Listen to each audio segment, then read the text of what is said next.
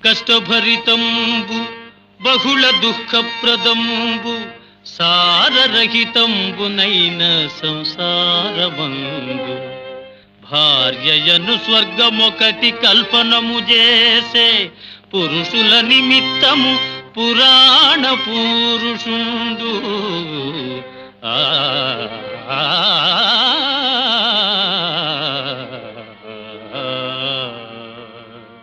అర్ధాంగలక్ష్మి అయినట్టి లాలిని తమ ఇంటి దాసిగా తలచువారు.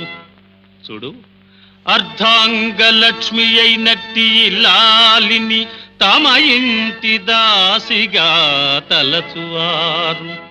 చీటికి మాటికి చిరబురలాడుచు పెండ్లామును రక ఏడ్పించువారు.